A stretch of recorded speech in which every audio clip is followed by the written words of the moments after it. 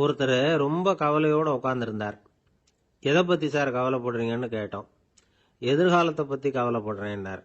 ஏன்னு கேட்டோம். என்ன பண்ணுறதுன்னே தெரியல சார், எதிர்காலம் ஒரே இருட்டாக இருக்குது, பாதையே புரியலன்னார். இன்னைக்கு நம்ம இளைஞர்கள் பல பேருக்கு எதிர்காலம் இருட்டாக தான் தெரியுது. அவங்கெல்லாம் இந்த கதையை கொஞ்சம் கேட்கணும். ஒரு மலை அடிவாரத்தில் ஒரு சின்ன கிராமம்.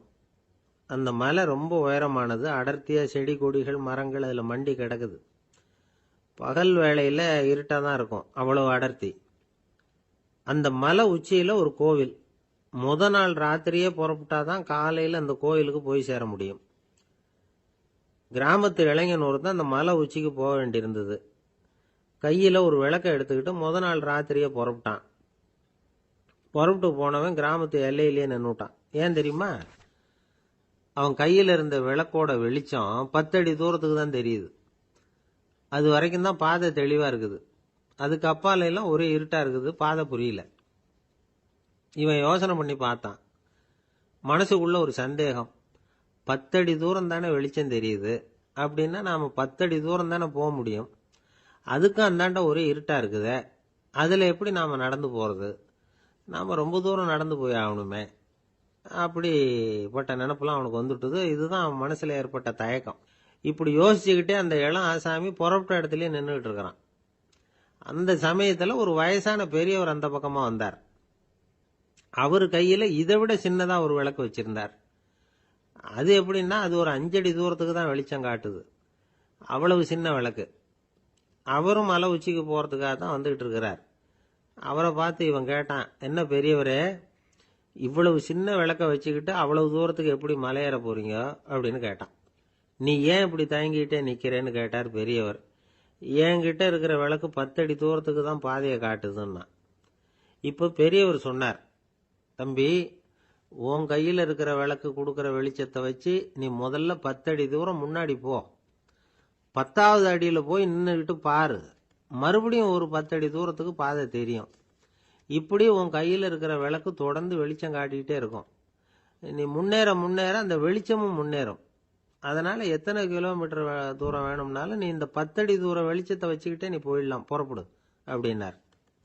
இப்போதான் அந்த பெரியவர் சொன்னது இளைஞனுக்கு பளிச்சுன்னு புரிஞ்சுதான். உடனே உற்சாகமாக புறப்பட்டான், உச்சிக்கு போய் சேர்ந்தான். இந்த கதையிலிருந்து நாம் புரிஞ்சிக்க வேண்டியது என்ன தெரியுமா? நீண்ட கால திட்டம் ஒன்று போடும் பொழுது நமக்கு முன்னாடி இருக்கிறத மறந்துட்டு மனசை போட்டு குழப்பிக்க கூடாது. உங்கள் கையில் என்ன இருக்கோ அதுலேயே உங்கள் எதிர்காலம் மறைஞ்சிருக்குது. கண் முன்னாடி தெரியறத வச்சு ஆரம்பிங்க, போக போக வழி தானா புலப்படும் அப்படிங்கிறார் ஒரு பெரியவர். பெரிய பயணங்களையெல்லாம் இப்படி தான் நடத்த வேண்டியிருக்கும். ஒவ்வொரு அடியாக எடுத்து வச்சா ஓடி போய் சேர்ந்து விடலாம். மலைச்சு போய் நின்றுட்டா நின்றுக்கிட்டே இருக்க வேண்டியது தான். நம்ம ஆள்லாம் ரொம்ப மோசமாக இருக்கிறாங்க. ஒருத்தன் அப்படி தான் நீண்ட தூர பிரயாணம் ஒன்று புறப்பட்டான். ரயில் போய்கிட்டே இருந்தது. கொஞ்சம் தூரம் போச்சு, பாதி வழியில் கையில் வச்சிருந்த டிக்கெட்டை காற்றுல விட்டுட்டான். ஐயோ, என் டிக்கெட்டு போயிட்டுதே அப்படின்னு கத்த ஆரம்பிச்சுட்டான். பக்கத்தில் இருந்த பெரியவர் அவனை பார்த்து பரிதாபப்பட்டு, கவலைப்படாத தம்பி, போனா போகுது, வேற டிக்கெட் வாங்கிக்கலாம் அப்படின்னு ஆறுதல் சொன்னார். அதுக்கு அவன் சொல்றான், சார், நான் அதுக்காக அழலை, அந்த டிக்கெட்டு கிடைச்சா தானே நான் எந்த ஊருக்கு போகணுங்கிறது எனக்கு தெரியும் அப்படிங்கிறான். ஒரே ஒரு ஊர்ல ஒரு பாதிரியார் இருந்தார். ரொம்ப நாள் சந்தோஷமா வாழ்ந்தார். ஒரு நாள் அவர் மடத்து சமையல் அறையில் பாத்திரங்களை கழுவி துலக்கி சுத்தப்படுத்திக்கிட்டு இருந்தார். அந்த சமயத்தில் ஒரு தேவதூதன் அவர் முன்னாடி வந்து நின்னான். இவர் நிமிர்ந்து பார்த்தார். ஆண்டவர் என்னை உங்ககிட்ட அனுப்பியிருக்கிறார். பரலோகத்தில் வாசம் செய்யறதுக்கு உங்களுக்கு நேரம் வந்துட்டுது அப்படின்னு நான் அந்த ஆள். ஆண்டவருக்கு என்னோட ஞாபகம் வந்ததுக்கு நன்றி. ஆனாலும் இப்போ இங்கே நீயே பாரு, எவ்வளவு பாண்டங்கள் பாக்கி இருக்கு. இவ்வளவையும் நான் சுத்தப்படுத்த வேண்டியிருக்கு. நான் நன்றி கெட்டவனாக இருக்க விரும்பலை. இந்த பணியை முடிக்கிற வரைக்கும் என்னுடைய பரலோக வாழ்வை தள்ளி வைக்க முடியுமா? நீ என்ன நினைக்கிற அப்படின்னு கேட்டார். தேவதூதன் தனக்கே உரிய விவேகத்தோட அன்போட பாதிரியாரை பார்த்தான். சரி, என்ன செய்யலாம்ங்கிறத அப்புறம் சொல்கிறேன் அப்படின்னு சொல்லிவிட்டு புறப்பட்டு போயிட்டான்.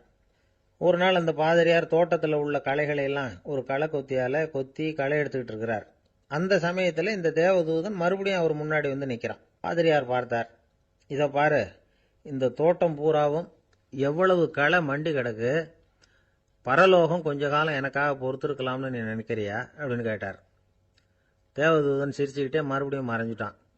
மறுபடியும் அவர் களை எடுக்கிறது, தானிய களஞ்சியத்துக்கு வர்ணம் பூசுறது, இப்படிப்பட்ட வேலைகளில் ஈடுபட்டிருக்கார். இன்னொரு நாள் ஒரு மருத்துவமனையில் நோயாளிகளை கவனிச்சுக்கிட்டு ரொம்ப தீவிரமாக இருக்கிறார் அந்த பாதிரியார்.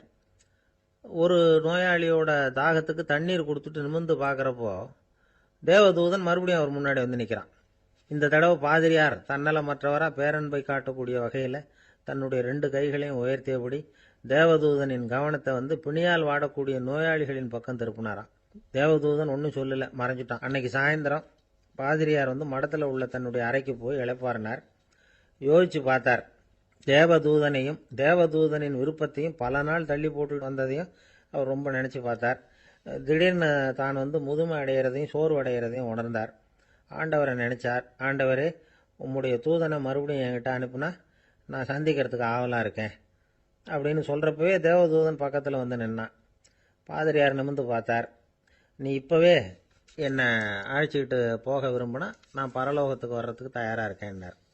தேவதூதன் அந்த பாதிரியாரை அன்போடவும் விவேகத்தோடவும் பார்த்து, நீங்கள் என் கூட பரலோகத்துக்கு வர்ற தயாராக இருக்கிறதா சொல்கிறீங்க, ஆனால் நீங்கள் இதுவரைக்கும் வேற எங்கே இருந்ததா நினைக்கிறீங்க அப்படின்னானு. அப்படின்னா இதுவரைக்கும் இருந்த இடம் தான் பரலோகம் அப்படிங்கிறத உணர்த்தியிருக்கிறான். பரலோகம்னா என்னென்னு புரிஞ்சுக்கிறதுக்கு இந்த சம்பவம் நமக்கு உதவியாக இருக்குது. தொண்டு செய்கிறத விட பெரிய செயல் வேற எதுவும் இருக்க முடியாது. அது நம்ம மனசுக்கு கொடுக்குற சுகத்தை வேற எதுவும் கொடுக்க முடியாது. நாம் தொண்டு செய்கிற இடம் தான் அந்த புண்ணிய இடம். ஆனால் இந்த காலத்துல எல்லாம் நாம் தொண்டு செய்யணும்னு நினச்சி ஏதாவது ஆரம்பித்தா கூட அதை ஒரு மாதிரியாக சுற்றி நின்று வேடிக்கை பார்க்க ஆரம்பிச்சிடுறாங்க. ஒரு பெரியவர் அப்படித்தான் ஒரு தொண்டு செஞ்சுக்கிட்டு இருந்தார். ஒரு கோவில் கட்டிக்கிட்டு இருந்தாங்க. அதில் ஒரு இடத்துல ஒரு பலகையை வச்சு ஆணி அடிக்கிற வேலையை செஞ்சுக்கிட்டு இருந்தார் அந்த பெரியவர். ஒரு சின்ன பையன் அதை ரொம்ப ஊக்கமாக அக்கறையாக கவனிச்சுக்கிட்டு இருந்தான். பெரியவர் இதை கவனித்தார். என்னப்பா பார்க்குற, உனக்கும் இது மாதிரி தொண்டு செய்யணும்னு ஆசையாக இருக்கா அப்படின்னு கேட்டார். அதுக்கு அந்த பையன் சொல்கிறான், அப்படி இல்லைங்க, நீங்கள் ஆணி அடிக்கிறப்போ கையில் சுத்தியால் அடிச்சுக்கிட்டா எப்படி துடிப்பீங்க, எப்படி கத்துவீங்கன்னு தெரிஞ்சுக்கிறதுக்காக அதை பார்க்கணும்னு ஆசை, அதுக்காக தான் காத்துக்கிட்டு இருக்கேன் அப்படின்னு நானும். ஒரு காடு, அங்கே புத்தர் அவர் பாட்டுக்கு நடந்து போய்கிட்டே இருக்கிறார். அவருக்கு பின்னாடி ஒரு குரங்கு, அதுவும் தொடர்ந்து வந்துக்கிட்டே இருக்குது. புத்தர் திரும்பி பார்த்தார். குரங்கு அப்படியே குதிச்சு உயர எழும்பி ஒரு கிளையில் போய் உக்காந்துது. ஏன் இப்படி பண்ணுறேன்னு கேட்டார் புத்தர். என்னை சாதாரணமாக நினைக்க வேணாம், நான் மகாமந்தி, என்னால் எல்லாம் முடியும், முடியாதுங்கிற வார்த்தையே என்னுடைய அகராதியில் கிடையாது, என்ன வேணும்னாலும் செய்வேன் அப்படின்னுது. அப்படின்னா ஒரு பந்தயம் வச்சுக்கலாமான்னாரு இவர். ஓ வச்சுக்கலாமேன்னுது. வேற ஒன்றும் இல்லை, இப்போ நீ மேலே எழும்பி அந்த கிளையில் உட்காந்தது மாதிரி அங்கேருந்து தாவி என் உள்ளங்கையில் உட்காரணும், அவ்வளவுதான் அப்படின்னார். அப்படி உட்காந்துட்டா என்ன பரிசு அப்படின்னு கேட்டது. சொர்க்கத்தில் இருக்கிற மாமன்னன் மரகத சக்கரவர்த்தியை என்னோட இருக்கும்படியாக கூப்பிட்டுக்கிறேன். அந்த சமயத்தில் அவருடைய அரியணை அங்கே காலியாயிடும், நீ அதில் போய் உட்காந்துக்கலாம். பந்தயத்தில் தோத்துட்டா ஒரு கல்ப காலம் இந்த பூமியில் வாழ வேண்டியிருக்கும், அதுக்கு பிறகுதான் என்கிட்ட வர முடியும், என்ன சொல்கிற அப்படின்னார். குரங்குக்கு தாவறது ஒரு பெரிய காரியமா, இது எனக்கு ரொம்ப சாதாரண விஷயம், என்ன இப்போவே தாவட்டுமா அப்படின்னுது. சரின்னு சொல்லி உள்ளங்கையை நீட்டினார். அவருடைய கை தாமரை இலை அளவுக்கு அப்படியே விரிஞ்சுது, குரங்கு சௌரியமாக உட்கார்றதுக்காக. குரங்கு தாவறதுக்கு தயாராச்சு. அதுக்கு முன்னாடி ஒரு சின்ன யோசனை. அதுக்கு இந்த கிளையிலேருந்து அந்த கைக்கு தாவறது எனக்கு ரொம்ப அற்பமான ஒரு வேலை, இது ரொம்ப சாதாரணம், என்னுடைய கௌரவத்துக்கு இது சரியாக இருக்காது. அதனால் நான் என்ன பண்ண போகிறேன்னா, இங்கேருந்து கிளையிலேருந்து அப்படியே உயர எழும்ப போகிறேன். எழும்பி மேல் உலகம் போய் அங்கே ஒரு சுற்றிவிட்டு அதுக்கப்புறம் அங்கேருந்து நேராக இந்த கையில் உட்கார போகிறேன் அப்படின்னு நினச்சிது. என்ன யோசிக்கிற அப்படின்னார் புத்தர். ஒன்றும் இல்லை, இந்த பாயிரம் பார் அப்படின்னு சொல்லி தாவி உயர போயிட்டுது. கொஞ்ச நேரத்தில் வான உலகத்துக்கே போய் சேர்ந்துட்டுது. அங்கே போய் பார்த்தா அங்கே ஒரு 5 பளிங்கு தூண்கள் இளம் சிவப்பு நிறத்தில் நின்றுக்கிட்டு இருக்குது. குரங்கு நினச்சிக்கிட்டது, புத்தர்கிட்ட போய் இந்த பளிங்கு தூண்களை பார்த்தோம்னு சொன்னால் அப்படியே திகைச்சு போயிடுவார், இந்த தூணில் ஏதாவது அடையாளம் செஞ்சுட்டு போகணும் அப்படின்னு அந்த இடத்துல மிதந்துக்கிட்டே நினச்சிது. உடனே ஒரு தூணில் எழுதிச்சு. என்ன எழுதிச்சுன்னா, ஒரு மகா ஞானி இங்கே வந்துட்டு போகிறார் அப்படின்னு எழுதிச்சு. எழுதிவிட்டு அப்படியே கீழே தாவி புத்தரோட உள்ளங்கையில் உட்காந்துது. எப்படி பார்த்தீங்களா என்னுடைய வேலை, வான உலகத்துக்கே போய் அங்கே இருக்கிற 5 பளிங்கு தூண்களை பார்த்துட்டு அதில் நான் வந்த விவரத்தை எழுதி வச்சுட்டு அதுக்கப்புறம் இங்கே வந்திருக்கிறேன் அப்படின்னுது ரொம்ப பெருமையாக. அப்படியா அப்படின்னார் புத்தர். ஆமாம், சந்தேகமாக இருந்தால் வாங்க அழைச்சிட்டு போய் காட்டுறேன் அப்படின்னுது அந்த குரங்கு. அதுக்கு தேவையில்லை, அப்படியே கொஞ்சம் கீழே குனிஞ்சு பார் தெரியும் அப்படின்னார் புத்தர். அங்கே பார்த்தா புத்தரோட உள்ளங்கை தெரிஞ்சுது. நல்லா உத்து பார்த்துது. அவரோட ஒரு விரல்ல அது எழுதிய வாசகம் தெரிஞ்சுது. குரங்கு யோசனை பண்ணிச்சு, அப்படின்னா வானத்தில் நான் பார்த்தது புத்தரோட விரல்களா அப்படின்னு யோசிச்சுது. இதை புரிஞ்சுக்கிட்ட உடனே அந்த குரங்கோட கர்வம் அழிஞ்சு போச்சான். நம்ம மனசு தான் இந்த குரங்கு. மனம்ங்கிறதும் ஆணவம்ங்கிறதும் ஒரு நாணயத்தின் ரெண்டு பக்கங்கள்.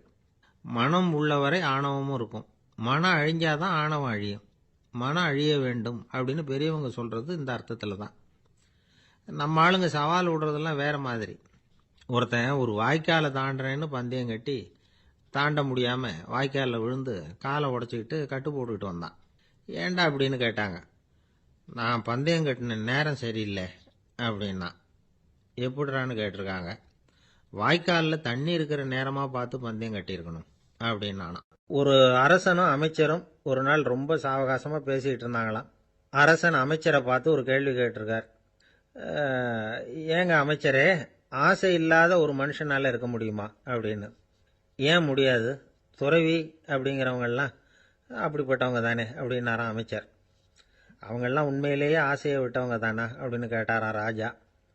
அப்படிதான் இருக்கணும் அப்படின்னாராம் அமைச்சர். அப்படின்னா ஆசையே இல்லாத ஒரு உண்மையான துறவியை நான் பார்க்கணுமேன்னார். அது என்ன பிரமாதம், அதுக்கு நான் ஏற்பாடு பண்ணுறேன் அப்படின்னு விட்டார் இவர்.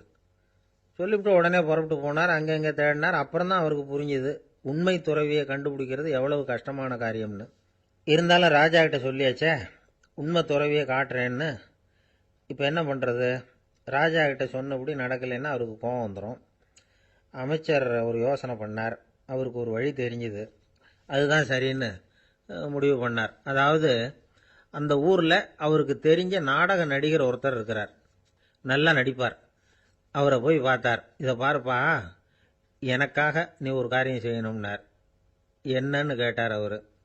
நீ ஒரு துறவி மாதிரி கொஞ்ச நேரத்துக்கு நடிக்கணும். ராஜா உன்னை பார்த்துட்டு போகிற வரைக்கும் நடி, அது போதும்.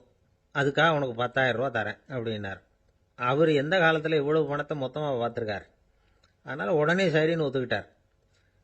அமைச்சர் அரண்மனைக்கு திரும்பி வந்தார். என்ன அமைச்சரே, இன்னுமா ஒரு உண்மையான துறவி கிடைக்கலன்னார். உண்மையான துறவி ஒருத்தரை இப்போ தான் கொஞ்ச நேரத்துக்கு முன்னாடி பார்த்து பேசிவிட்டு வர்றேன். அவர் நம்ம ஊருக்கு வெளியில் குளத்தங்கரையில் உள்ள ஒரு ஆலமரத்துக்கு அடியில் உட்காந்துருக்கிறார் அப்படின்னார் இவர். அப்படின்னா உடனே புறப்படுங்க அப்படின்னார் ராஜா. பரிவாரங்களோடு புறப்பட்டார். அங்கே அந்த மரத்தடியில் அந்த ஆள் வேஷம் போட்டுக்கிட்டு துறவி மாதிரி உட்காந்துருக்கிறான். ராஜா நேராக போனார். அந்த துறவி காலில் பொத்துன்னு விழுந்து வணங்கினார். உடனே ராணியும் அவர் காலில் விழுந்தாங்க. அடுத்தபடியாக அமைச்சர் விழுந்தார். அவருக்கு தெரியும் இது நம்ம ஆள் தான்னு. இருந்தாலும் என்ன பண்ணுறது, நேரம். அப்புறம் பரிவாரங்கள்லாம் துறவி காலில் விழுந்து ஆசீர்வாதம் வாங்கிட்டாங்க. ராஜா அப்புறமா தங்கத்தட்டில் பொன்னையும் பொருளையும் வச்சு அந்த துறவிகிட்ட ரொம்ப பணிவாக நீட்டுறார். தாங்கள் தயவு பண்ணி இதை ஏற்றுக்கணும் அப்படின்னு வேண்டிக்கிட்டார். அந்த துறவி பற்று இல்லாமல் அதை பார்த்தார். எல்லாத்தையும் திறந்துவிட்ட எனக்கு இதெல்லாம் எதுக்காக அப்படின்னு சொல்லி அதை மறுத்துட்டாராம். ஆஹா, உண்மையான துறவியை பார்த்துட்டோம் அப்படிங்கிற ஆனந்தம் அரசருக்கு. ரொம்ப நிம்மதியாக திருப்தியாக திரும்பி வந்தார் அரண்மனைக்கு. அதுக்கப்புறம் அமைச்சர் யாருக்கும் தெரியாமல் அந்த துறவிகிட்ட ஓடினார். சொன்ன பிரகாரம் பணத்தை நீட்டினார். இந்தப்பா, நான் உங்ககிட்ட சொன்னபடி 10,000 ரூபா பணம் எடுத்துக்கோ அப்படின்னார். அந்த ஆள் ராஜா கிட்ட சொன்னது மாதிரியே எல்லாத்தையும் திறந்துவிட்ட எனக்கு இதெல்லாம் எதுக்காக வேணாம் அப்படின்னு விட்டாராம். நடித்த வரைக்கும் போதும்ப்பா, இனிமேல் இந்த நாடக வசனம்லாம் வேணாம், வேஷத்தை கலைச்சிரு, பணத்தை வாங்கிக்கோன்னார். இல்லைங்க, இது வேஷம் இல்லை, இது வசனமும் இல்லை, இது உண்மை. கொஞ்ச நேரம் துறவி மாதிரி நடித்ததுக்கே இந்த தேசத்து ராஜா, ராணி, அமைச்சர், பரிவாரங்கள் எல்லாம் என் காலில் விழுந்து வணங்குறாங்க. அப்படின்னா உண்மையான துறவியாக இருக்கிறது எவ்வளவு பெருமையான விஷயம். நான் உண்மையான துறவியாக ஆக போகிறேன், அப்படி முடிவும் பண்ணிட்டேன் அப்படின்னார் அந்த நடிகர்.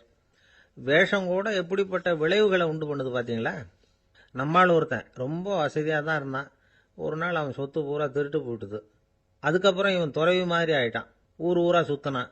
ஒரு குருநாதரை தேடி கண்டுபிடிச்சான். அவர்கிட்ட சீடனாக சேர்ந்துக்கிட்டான். அவனை பார்த்து ஒருத்தர் கேட்டார், நீ உண்மையான சீடன் தானான்னு. இல்லைங்க, சீடன் மாதிரி நடிச்சுக்கிட்டு இருக்கிறேன் அப்படின்னா. அது குரு துரோகம் இல்லையா அப்படின்னு கேட்டார் அவர். இல்லைங்க, நான் பண்ணது குரு துரோகம் இல்லை, என் குரு பண்ணது தான் துரோகம். என்னுடைய பணத்தை கொள்ளையடிச்சது இவர் தான். அதை எங்கே வச்சிருக்காருன்னு கண்டுபிடிக்கிறதுக்காக தான் இவர்கிட்ட சீடனாக சேர்ந்துருக்கிறேன் அப்படின்னா. இந்த உலகமே ஒரு நாடக மேடை. நாம் எல்லாரும் நடிகர்கள். இது ஞானிகள் சொல்கிறது. இது ஒரு பக்கம் இருக்கட்டும். இந்த உலகத்துக்குள்ளே எத்தனையோ நாடக மேடைகள், எத்தனையோ நடிகர்கள், எத்தனையோ நாடகங்கள், இதெல்லாம் எப்படி ஆரம்பமாச்சு? அதுதான் இன்னைக்கு தகவல். அதாவது ஆதி மனிதன் பேச ஆரம்பிக்கிறதுக்கு முன்னாடி சைகையாலேயே எல்லாத்தையும் சொல்லிகிட்டு இருந்தான். அதனால் அப்போவே நடிப்பு ஆரம்பமாயிட்டுது. முதல்ல ஒரு வேட்டையைத்தான் அவன் நடித்து காட்டியிருப்பான். இவன் எப்படி போனான், எதிரில் மிருகம் எப்படி வந்தது, அதோடு எப்படி சண்டை போட்டான், எப்படி அடித்து கொண்டுகிட்டு வந்தான், இதை அப்படியே மற்றவங்களுக்கு நடித்து காட்டியிருப்பான். ஏன்னா மொழி கிடையாது. இந்த காலத்துலலாம் நாடகங்களில் நடிக்கிறவங்கள நடிகர்கள்ங்கிறோம். ஒரு காலத்தில் இவங்களுக்கு என்ன பேர் தெரியுமா? திஸ்பியர்கள் அப்படின்னு பேரான். இதுக்கு காரணம் உண்டு. அதாவது 2000 வருஷத்துக்கு முன்னாடி கிரீஸ் நாட்டில் திசிபியஸ் அப்படின்னு ஒரு ஆள் இருந்தான். அவன் ஒரு பெரிய நாடக கலைஞன். அவன் சில இளைஞர்களை சேர்த்துக்கிட்டான், பயிற்சி கொடுத்தான், நாடக குழுவை உருவாக்கினான். நடிகர்களையும் நாடகத்துக்கு தேவையான பொருள்களையும் ஏற்றிக்கிட்டு போகிறதுக்கு ஒரு வண்டியையும் தயார் பண்ணான். அந்த வண்டியிலேயே அவன் கிரேக்க நாடு பூராவும் சுற்றினான். ஊர் ஊராக நாடகம் போட்டான். ஒரு ஊருக்கு போனதும் அங்கே நாடகம் நடத்த தியேட்டர் இருக்கா அப்படிங்கலாம் பார்க்கறது இல்லை அவன். ஏன்னா அப்போலாம் தியேட்டர்னா என்னென்ன தெரியாது. நாடகம்னா அது ஒரு மூடிய கொட்டைக்குள்ளே தான் நடத்தணுங்கிறது அப்போ யாருக்குமே தோணலை. இந்த வண்டி போகும், அதுவே ஒரு பகுதி அப்படியே ஒரு மேடை மாதிரி விரிச்சிக்கும். அதில் ஏறி நின்றுக்கிட்டு நாடகத்தை நடித்து காட்டுவாங்களாம். மக்கள்லாம் எதிரில் தரையில் உட்காந்து அதை பார்த்துக்கிட்டு இருக்கிறது. உலகத்தின் முதல் நடமாடும் தியேட்டர் இதுதானா.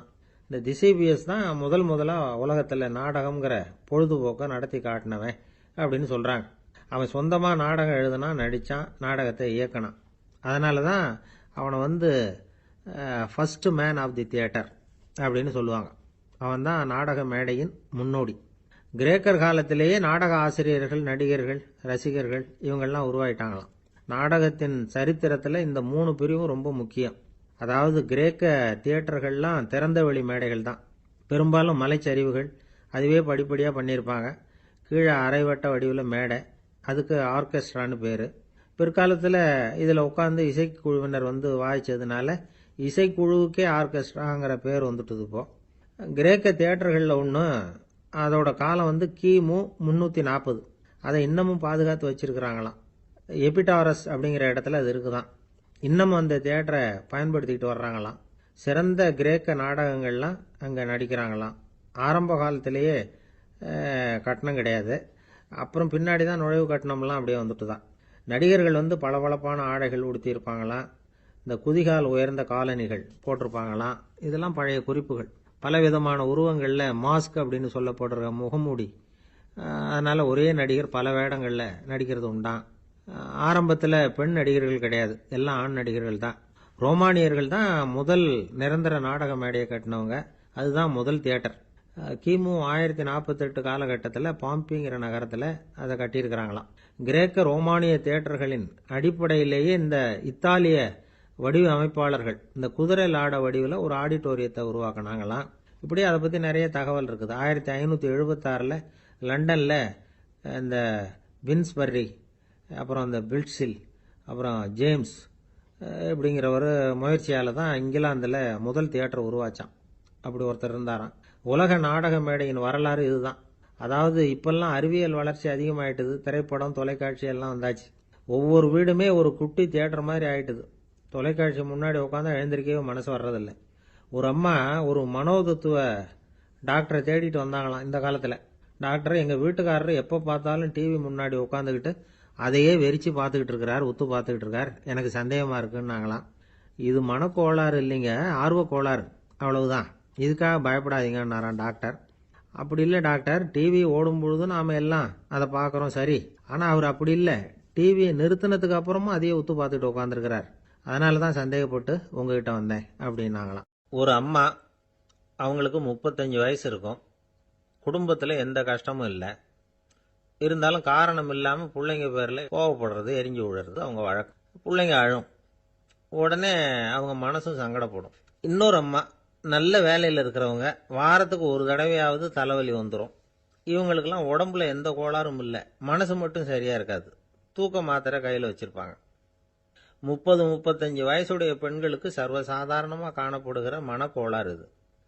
இதுக்கு பேர் மனவாட்டம், டிப்ரெஷன், மனமடிவு அப்படின்னு சொல்லலாம். இந்த நோய்க்கு அறிகுறி என்ன தெரியுமா? மனசுல வருத்தமான உணர்வு இருக்கும், அடிக்கடி அழலாம் போல தோணும். முன்னால எல்லாம் எந்தெந்த செயல்ல ஆர்வம் இருந்ததோ அதெல்லாம் குறைஞ்சிரும், அல்லது சுத்தமாவே ஆர்வம் இல்லாமல் போயிடும். சில பெண்கள் இளம் வயசுல பக்கத்தில் இருக்கிறவங்க கிட்ட கலகலப்பா பேசுவாங்க, வீட்டை அலங்கரிக்கிறதுல ஆர்வம் இருக்கும். இப்போ அதுல எல்லாம் ஆர்வம் இல்லாமல் போயிடும். எந்த வேலை செஞ்சாலும் சீக்கிரம் களைப்பு அடைஞ்சுடுறது மாதிரி ஆயிடும். நமக்கு யாருமே உதவியா இல்லை, நம்ம எல்லாரும் கை விட்டுட்டாங்க போல இருக்குதே அப்படிங்கிற உணர்வுலாம் உண்டாகும். தன்னைத்தானே குறை சொல்லிக்குவாங்க, நாம் தப்பு பண்ணிவிட்டோம் போல இருக்குதே அப்படின்னு தோணும். குற்றம் பண்ணிட்டதா நினச்சி கஷ்டப்படுவாங்க. பசி இருக்காது, தூக்கத்தில் தொந்தரவு இருக்கும், அடிக்கடி செத்து போடலாங்கிற உணர்வு வரும், தற்கொலை பண்ணிக்கலாங்கிற எண்ணம் உண்டாகும். சில பேர் தற்கொலை முயற்சியில் கூட ஈடுபடுவாங்க. சில பேருக்கு பலவிதமான உடல் வலிகள் இருக்கும், பலவீனம் இருக்கும், சீக்கிரமாக களைப்படைஞ்சு போடுவாங்க. இதெல்லாம் மனவாட்ட நோய்க்கான தன்மைகள். இந்த மனவாட்டம், அதாவது டிப்ரெஷனை 2 வகையாக பிரிக்கலாமா. ஒன்று தானாக உண்டாக்கிக்கிறது, இன்னொன்று எதிர் விளைவை உண்டு பண்ணுகிற அல்லது நரம்பு சம்பந்தப்பட்ட டிப்ரெஷன். தானாக உண்டாக்கிக்கிற மனவாட்ட நோய் இருக்கு பாருங்க, அதுக்கு ஏதாவது சூழ்நிலை காரணமாக இருக்கலாம் அல்லது இல்லாமலும் போகலாம்.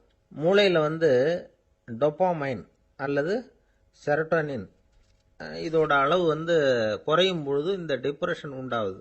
இதுக்கு ஓரளவு பிறவி காரணங்கள் கூட இருக்கலாம், குடும்பத்தில் வேற சிலருக்கும் வரலாம்.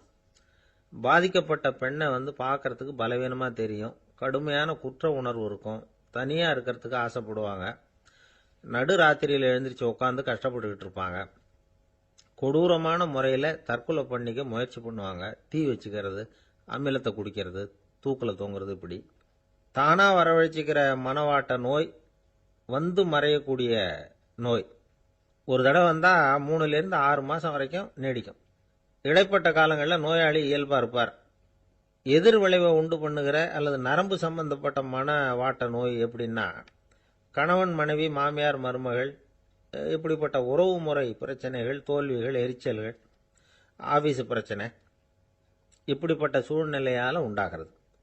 எல்லாத்துக்கும் மருந்து இருக்குது, மார்க்கம் இருக்குது, கவலைப்பட வேண்டியதில்லை, தைரியமாக இருக்கணும். உளவியல் மருத்துவம் இதுக்கு ரொம்ப உபயோகமாக இருக்கும். சில பெண்களை பாருங்கள், அவங்க எதுக்கும் அலட்டிக்கிறது இல்லை.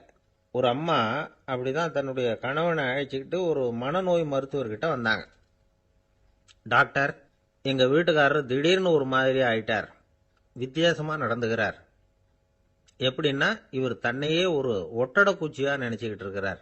அப்படி நினச்சிக்கிட்டு தன்னுடைய தலையாலேயே வீட்டில் உள்ள ஒட்டடையெல்லாம் தொடச்சிக்கிட்டு இருக்கிறார் அப்படின்னாங்க. எவ்வளவு நாளாக அப்படி இருக்குதுன்னு கேட்டார் டாக்டர். 1 வாரம் அப்படி இருக்குது அப்படின்னாங்க அந்த அம்மா. அப்படின்னா முன்னாடியே ஏன் அழைச்சிட்டு வரல அப்படின்னு கேட்டார் டாக்டர். வீடு பூரா சுத்தமாகட்டுமேனு பார்த்துக்கிட்டு இருந்தேன் டாக்டர் அப்படின்னாங்களாம் அந்த அம்மா. ஒரு பல்கலைக்கழகம், அங்கே ஒரு இலக்கிய பேராசிரியர், அவர் பாடம் நடத்திக்கிட்டு இருந்தார். ராபர்ட் ப்ரௌனிங் எழுதிய கவிதைகளை பற்றி சொல்லிகிட்டு இருக்கிறார். மாணவர்களும் ரொம்ப அக்கறையாக அதை கேட்டுக்கிட்டு இருக்கிறாங்க. ஒரு குறிப்பிட்ட கவிதையை பற்றி சொல்லும் பொழுது அந்த பேராசிரியருக்கே ஒரு சந்தேகம், அதாவது அந்த கவிதையின் சரியான அர்த்தம் என்னங்கிறதுல சந்தேகம். பேராசிரியர் யோசனை பண்ணார், அந்த கவிதையை முழுசாக புரிஞ்சிக்க முடியல.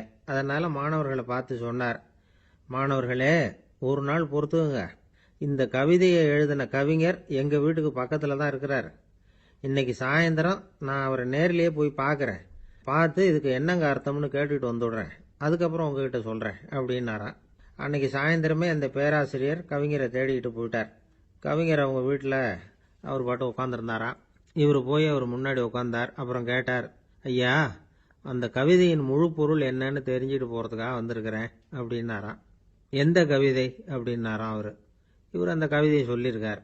கவிஞர் கொஞ்சம் யோசனை பண்ணிவிட்டு அப்புறம் சொன்னாராம், பேராசிரியரே, நீங்கள் கொஞ்சம் தாமதமாக வந்துட்டீங்கன்னாராம். இவருக்கு ஒன்றும் புரியல. நீங்கள் என்ன சொல்கிறீங்க, நான் தாமதமாக வந்துட்டேன்னா? நீங்கள் தான் உயிரோடு இருக்கிறீங்களே, அப்படி இருக்கும்பொழுது நான் தாமதமாக வந்துவிட்டேன்னா அது எப்படி அப்படின்னு இவர் குழம்பி இருக்கிறார். இப்போ கவிஞர் சொன்னாராம், ஐயா, நான் உயிரோடு இருக்கிறேன்னா இல்லையாங்கிறது முக்கியம் இல்லை, நான் அந்த கவிதை வரிகளை எழுதினப்போ 2 பேருக்கு அதோட அர்த்தம் தெரிஞ்சிருந்தது, இப்போ ஒரே ஒருத்தருக்கு தான் அதோட அர்த்தம் தெரியும் அப்படின்னாராம். பேராசிரியர் யோசனை பண்ணியிருக்கார். அப்படின்னா அந்த ஒருத்தர் கவிஞர் ராபர்ட் ப்ரௌனிங்கை தவிர வேற யாரா இருக்க முடியும்? இவர் தான் அப்படிங்கிறத அவர் மனசுல நினைச்சுக்கிட்டார். அதனால சொன்னார், ஐயா, நான் தாமதமா வரல, அந்த கவிதையின் பொருள் என்ன அது சொல்லுங்கன்னார். பேராசிரியரே, நான் சொல்றது உங்களுக்கு புரியலன்னு நினைக்கிறேன். நான் இந்த வரிகள் எழுதினப்போ 2 பேருக்கு அதோட அர்த்தம் தெரிஞ்சிருந்தது. அந்த 2 பேர் யாருன்னா, ஒருத்தர் ராபர்ட் ப்ரௌனிங், அதாவது நான், இன்னொருத்தர் கடவுள். இப்போ அது கடவுளுக்கு மட்டும்தான் தெரியும். நானே இதை பற்றி பல தடவை யோசனை பண்ணி பார்த்தேன். இது ரொம்ப அழகானது, ஆனாலும் ரொம்ப வழுக்கலானது. அதை பிடிச்சிட்டோம்னு நினச்சிக்கிட்டு இருக்கும் பொழுதே காற்று மாதிரி அது உங்ககிட்ட இருந்து ஓடி போயிடுது. எனக்கு ரொம்பவும் வருத்தமாக தான் இருக்குது. நிச்சயமாக நான் தான் இந்த வரிகளை எழுதியிருக்கிறேன். அதில் அர்த்தம் இருக்குங்கிறது எனக்கு தெரியும். அதை நான் உணர்றேன். ஆனால் நீங்கள் என்னை மன்னிக்கணும். எனக்கே கூட அதை என்னால் விளக்க முடியல. அப்படி இருக்கும் பொழுது உங்களுக்கு எப்படி அதை நான் விளக்க முடியும் அப்படின்னாரா அந்த கவிஞர். அனுபவிக்கப்படக்கூடிய எல்லாமே விளக்கப்படக்கூடிய ஒன்றல்ல, விளக்கப்படும் எல்லாமே அனுபவிக்கப்படக்கூடிய ஒன்றல்ல அப்படிங்கிறது ஞானிகளுடைய கருத்து. அதுக்காக தான் அந்த சம்பவம்.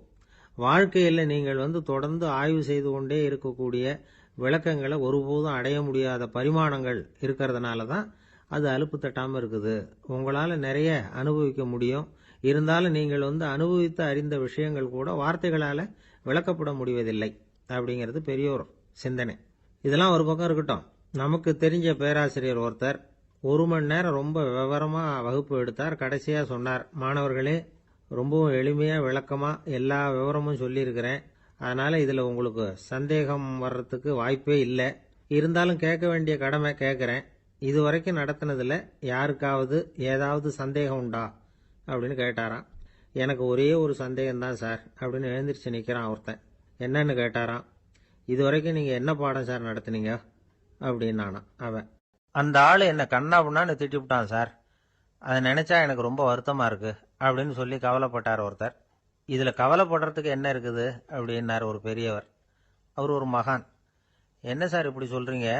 ஒருத்தர் நம்ம பார்த்து திட்டுனா வருத்தமாக இருக்காதா அப்படின்னார். அது எப்படி வருத்தமாக இருக்கும்? திட்டுறதுங்கிறது என்ன? அது வெறும் சத்தம் தானே அப்படின்னார் அந்த பெரியவர். நம்ம ஆளுக்கு தலையை பிச்சுக்கலாம் போல இருந்தது. இருக்காத அப்படின்னா நமக்கு அப்படி தானே தோணுது. அந்த பெரியவர் சொல்கிறது ரொம்ப பெரிய விஷயம். அதை நாம் புரிஞ்சிக்க முயற்சி பண்ணலாம்னா நடைமுறை வாழ்க்கைக்கே அது ஒத்து வர்றது மாதிரி தெரிய மாட்டேங்குது. இருந்தாலும் அந்த பெரியவர் அதுக்கு என்னதான் விளக்கம் கொடுக்குறாருன்னு பார்ப்போமே.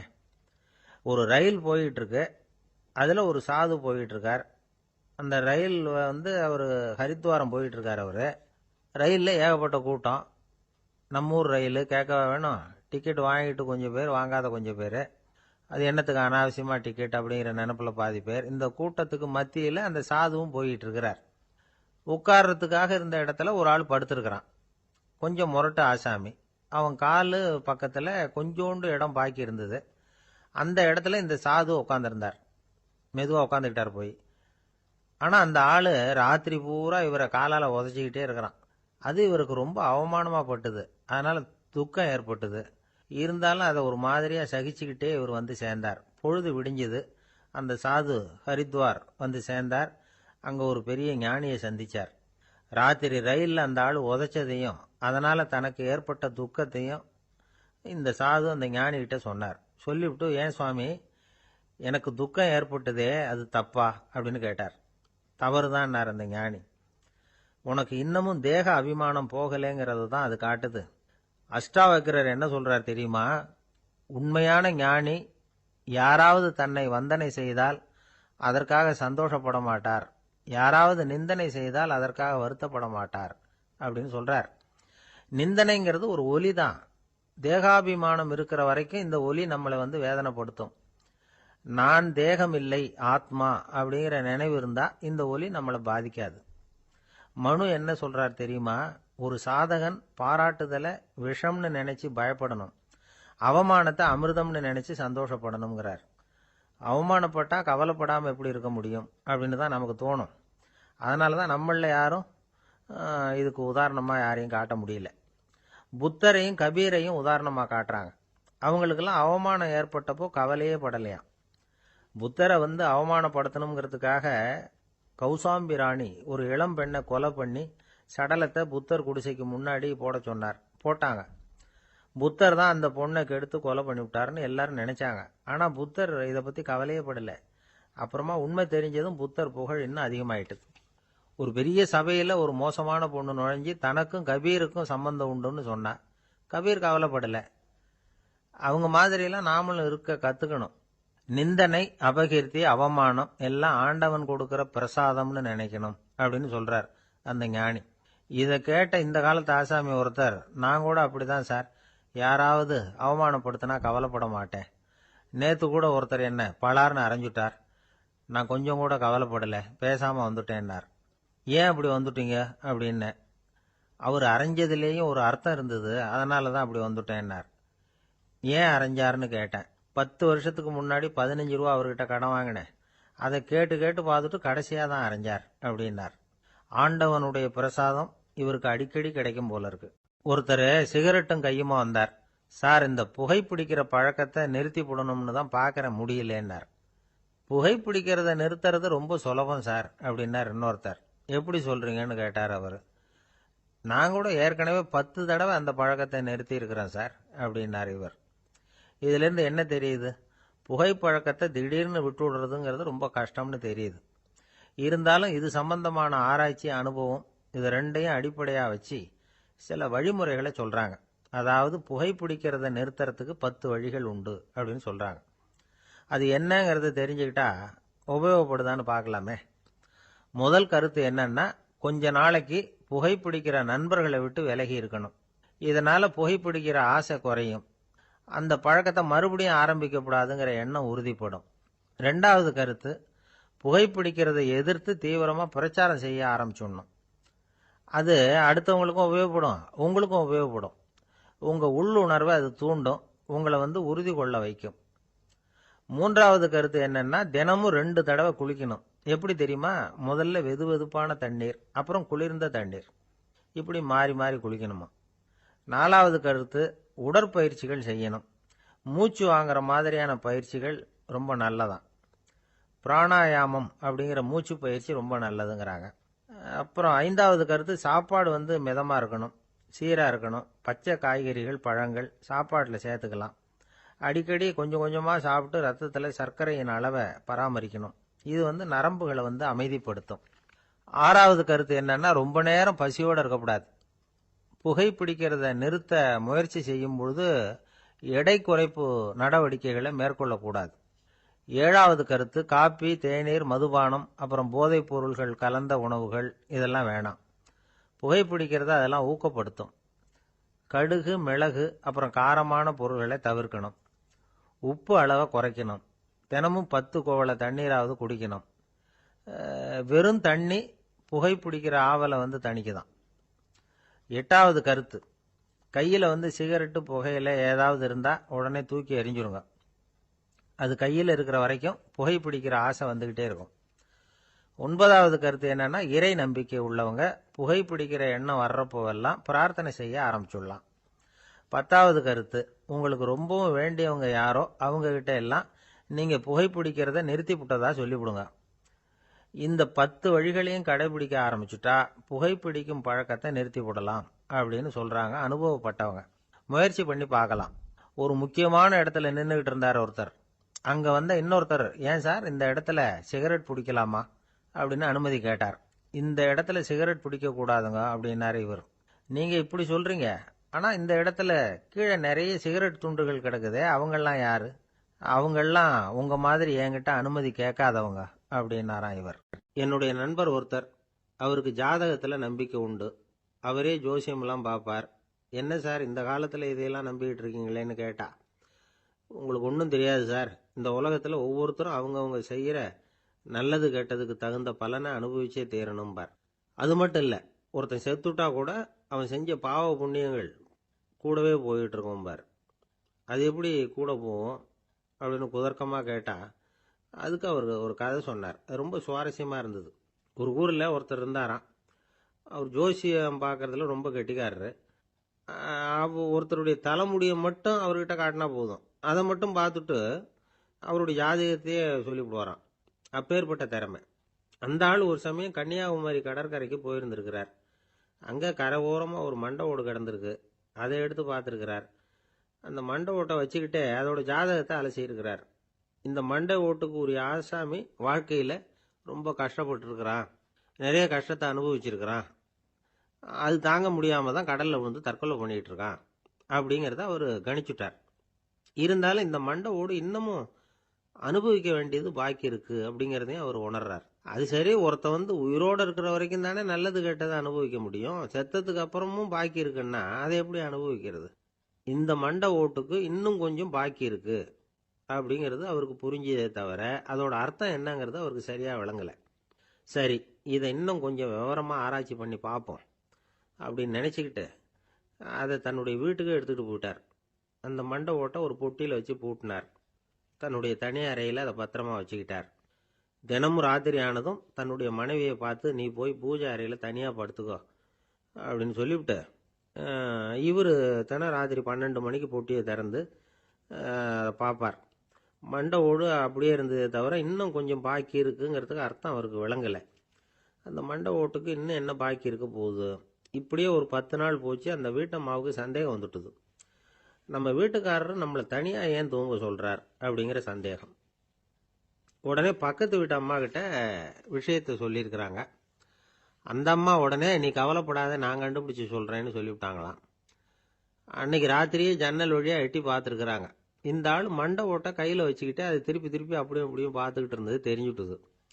மறுநாள் காலையில் அவரோட மனைவியை பார்த்தாங்க. ஏம்மா, உன் வீட்டுக்காரருக்கு நீ முதல் மனைவியா 2வது மனைவியா அப்படின்னு கேட்டாங்க. எனக்கு தெரிஞ்ச வரைக்கும் நான் ஒருத்தி தான் அவருடைய மனைவின்னாங்க. அப்படி இல்லை, நீ அவருக்கு 2வது மனைவி. முதல் மனைவியின் மண்டை ஓடு தான் அவர் கையில் இருக்குப்போ, அதை தான் அவர் தினமும் ராத்திரியில் எடுத்து பார்த்துக்கிட்டு இருக்கிறாரு அப்படின்னு விட்டாங்க அந்த அடுத்த வீட்டம்மா. அப்படியா விஷயம்னு சொல்லிவிட்டு கணவன் வீட்டில் இல்லாத நேரமாக பார்த்து அந்த மண்டை ஓட்டை எடுத்து கொண்டாந்து ஒரு உரல்ல போட்டு உலக்கையால் குத்தி நொறுக்க ஆரம்பிச்சுட்டுது அந்த அம்மா. வெளியே போயிருந்த அந்த ஆள் அப்போ தான் உள்ளே நுழைஞ்சார். மண்டை ஓடு உலக்கை கிட்ட குத்து வாங்கிட்டு இருக்கு. அது அனுபவிக்க வேண்டியது இன்னும் கொஞ்சம் பாக்கி இருக்கு அப்படிங்கிறதுக்கான அர்த்தம் எனக்கு இப்பதான் புரிஞ்சுதுன்னாராம் அவர். இந்த கதையிலிருந்து நாம இன்னொரு நீதியையும் புரிஞ்சுக்கணும். அதாவது நம்ம வீட்டை பத்தி நமக்கு தெரியாததெல்லாம் அடுத்த வீட்டுக்காரங்களுக்கு நல்லா தெரியும். ஒருத்தர் ரொம்ப அவசரமா வந்தார். சார், மனுஷன் நிம்மதியா இருக்கிறதுக்கு என்ன வழின்னு கேட்டார். சீக்கிரமா ஒரு கல்யாணத்தை பண்ணீங்க, எல்லாம் சரியா போடும் அப்படின்னோம். அவர் ஒரு மாதிரியா பார்த்தார். ஏற்கனவே எனக்கு கல்யாணம் ஆயிட்டுது சார், அதனால தானே நிம்மதியா இருக்கிறதுக்கு வழி கேட்குறேன் அப்படின்னார். சரி, இவர் ஒரு மாதிரியான கேஸ் அப்படின்னு நினச்சிக்கிட்டு நம்மகிட்ட இருந்த ஒரு சின்ன புத்தகத்தை அவர்கிட்ட தூக்கி கொடுத்தோம். இதை படித்து பாருங்கன்னு. கல்யாணத்துக்கு பிறகும் சந்தோஷமா இருக்கிறதுக்கு என்ன வழி அப்படிங்கிற கேள்விக்கு அந்த புத்தகத்தில் விளக்கம் இருந்தது. கணவன் மனைவிக்குள்ள சிக்கல் வராமல் இருக்கிறதுக்கு அதில் சில வழிகளை சொல்லி கொடுத்துருக்குறாங்க. அதெல்லாம் என்னென்ன அப்படிங்கிறத இப்போ பார்க்கலாமா? குடும்பம்னு இருந்தால் கோபம் வரதான் செய்யும். அது வந்துட்டு போட்டும் பரவாயில்ல. ஆனால் அந்த கோபம் ஒரே நேரத்தில் 2 பேருக்கும் வந்துடாமல் பார்த்துக்கணும். ஒரு சமயத்தில் யாராவது ஒருத்தர் தான் கோபப்படணும், அடுத்தவங்க அமைதியாக இருக்கணும். அதுக்கப்புறம் இவர் அமைதியான உடனே அவங்க ஆரம்பிச்சுக்கலாம். கோபமாக ஏதாவது சொன்னால் உடனே கோபமாக பதில் சொல்லக்கூடாது. கொஞ்சம் பொறுத்து கோபம் தீர்ந்த உடனே அந்த பதிலை சொல்லலாம். அப்போ பதில் கோபமாக இருந்தால் கூட அது அவ்வளவு பெருசாக தெரியாது. அற்ப விஷயத்துக்கெல்லாம் காய்ச்சி மூச்சுன்னு கத்திட்டு இருக்கக்கூடாது. உங்கள் 2 பேருக்குள்ள ஒரு தர்க்கம் ஆரம்பமாயிட்டுதுன்னு வச்சுக்கோங்க. கடுமையாக 2 பேரும் விவாதம் பண்ணுறீங்க. உங்களில் ஒருத்தர் இதில் ஜெயிக்கணும்னா அது நீங்களாக இருக்க வேணாம், அடுத்தவங்க ஜெயிக்கிறதுக்கு நீங்கள் துணையாக இருங்களேன். அப்படின்னா நீங்கள் கொஞ்சம் விட்டு கொடுக்கணும், அவ்வளவுதான். ஏதாவது குத்தம் சொல்லணுமா, செஞ்ச தப்பை சுட்டி காட்டணுமா, விமர்சனம் பண்ணணுமா, பண்ணுங்க, வேணான்னு சொல்லலை. ஆனால் சொன்னதை அப்படி சொல்கிறத கொஞ்சம் அன்பாக இதமாக சொல்லுங்க. எப்போ நடந்த தவறுகளையெல்லாம் இப்போ போய் மறுபடியும் ஞாபகப்படுத்திட்டு இருக்க வேண்டாம். நான் அப்போவே சொன்னேன் இந்த புடவை வேணாம்னு, நீங்கள் தான் கேட்கல, இப்போ பாருங்கள் கிழிஞ்சு போச்சு இப்படின்னு கத்துனாங்க ஒரு அம்மா. எப்போ சொன்னீங்கன்னு கேட்டால் ஒரு 10 வருஷத்துக்கு முன்னாடி தீபாவளி சமயத்தில் அப்படிங்கிறாங்க.